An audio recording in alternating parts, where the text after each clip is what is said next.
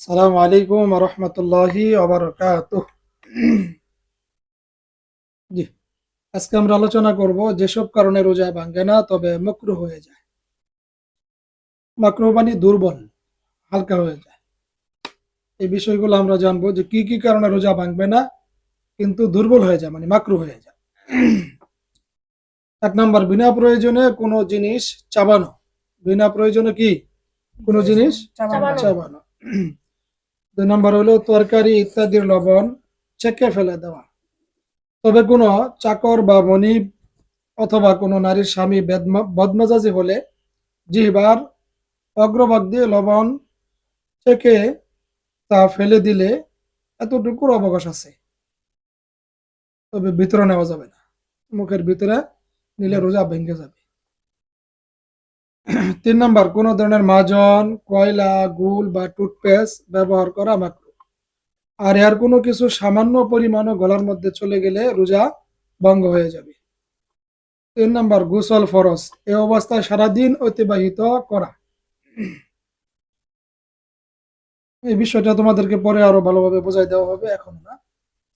5 নম্বর, কোনো রোগীর জন্য নিজের রক্ত দেওয়া। কোনো রোগীর জন্য যদি নিজের রক্ত দেয় রোজা কি হবে না, ভাঙবে না, তবে মাকরুহ হয়ে যাবে। 6 নম্বর, গীবত। গীবত করা, চুগলখড়ি করা, অনর্থক কথাবার্তা বলা, মিথ্যা বলা। গীবত করা বোঝা কি? একজনের দোষ আরেকজনের কাছে বর্ণনা করা, একজনের বদনাম আরেকজনের কাছে বলা, উল্টা পাল্টা একজনের আরেকজনের কাছে কইয়া দুজনের মাঝে কি করা, ঝগড়া লাগাই দেওয়া।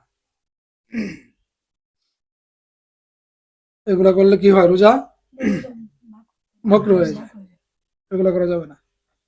7 নম্বর, ঝগড়া ফাসাদ করা, গালিগালাজ করা। ঝগড়া করলে অথবা অশ্লীল গালিগালাজ করলে কি হয়, রোজা মাকরুহ হয়ে যায়। এই জন্য রোজা অবস্থায় ঝগড়া করা যাবে না, গালিগালাজও করা যাবে না। মন থাকবো। 8 নম্বর, ক্ষুধা বা পিপাসার কারণে অস্থিরতা প্রকাশ করা। আল্লাহ তুমি মাফ করো, আমরা অনেক সময় না যাই না এটা করে আলাই। ইস, আজকে রোজা খুব লাগছে, আজকে রোজারা খুব কষ্ট হইতেছে, মানে এই যে একটা অস্থিরতা এটা প্রকাশ করা, এটা করলে কি হয়, রোজা মাকরুহ হয়ে যায়। আল্লাহ তুমি আমাদেরকে বুঝদান করো। আর অনেক সময় দেখা গেছে মনে বলে করে বলাই এটা, আল্লাহ তালা হেফাজত করি। সবুর করা, যদি ওরকম খারাপই লাগে তখন কি করা, এটা সবুর করা।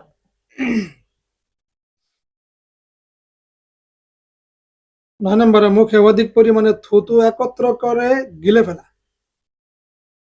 এটা অনেকে করে, মানে সাইবুরছে মুখে কোনো কারণে থুতু জমা হয়েছে, এগুলো আরো বেশি করে জমাইয়া পরে খেয়ে লাইছে, এটা করলে রোজা মাকরুহ, এটা ফেলাই দিতে হবে। 10 নম্বর, দাঁতে ছোলা বুটের চেয়ে ছোট কোনো বস্তু আটকে থাকলে তা বের করে মুখের ভিতরে থাকা অবস্থায় গিলে ফেলা। দাঁতের ফাঁকে এমন কিছু দেখা গেছে খাদ্য কোনা বাইজা ছিল, মানে আটকে আছিল, যেটা একটা ছোলা বুটের মতো, তো এটা জিব্বার গোতা বের হয়ে গেছে, পরে খাই ফেলাইছে, মুখেই তো আছেন, সমস্যা কি? কি হবে তাহলে, মাকরুহ হয়ে যাবে, বেশি বড় হইলে রোজা ভাঙ্গেও যাবে। 11 নম্বর, নিজের উপর নিয়ন্ত্রণ থাকবে না এরূপ মনে হওয়া সত্ত্বেও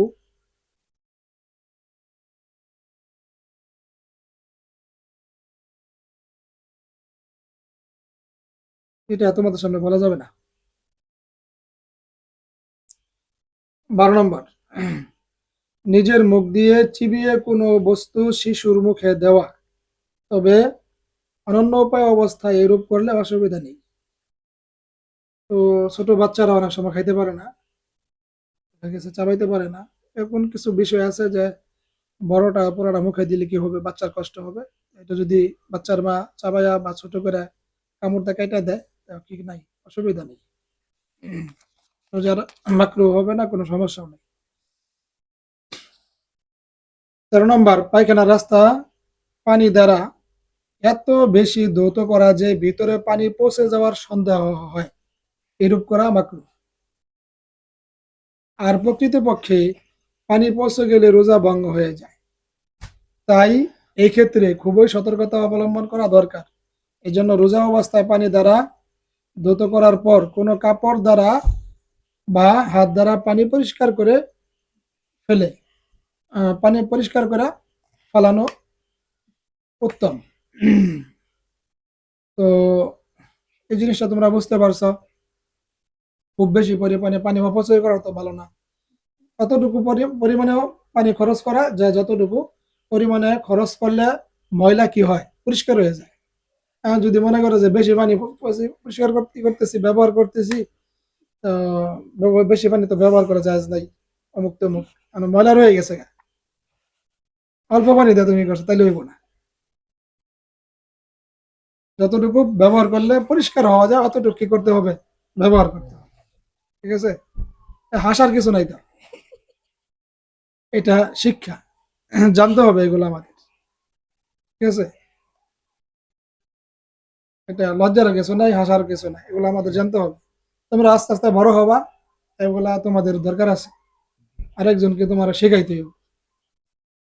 ঠিক আছে, শেখাইতে হবে, নিজেরও পালন করতে হবে। যদি তুমি না জানো তুমি পালন করবা কেমনে? এই জন্য এগুলোর মধ্যে কোনোই নেই। 14 নম্বর, ঠোঁটে লিপস্টিক লাগালে যদি মুখের ভিতরে চলে যাওয়ার আশঙ্কা থাকে তাহলে তা মাকরুহ। অনেকে আছে একটু সাজগোজ করে ঠোঁটে লিপস্টিক দেয়, যদি এটা লিপস্টিকটা ভিতরে চলে যায় মুখের ভিতরে, তাহলে রোজা কি হয়ে যাবে? মাকরুহ। তবে এক্ষেত্রে সাবধানতা অবলম্বন করা উচিত।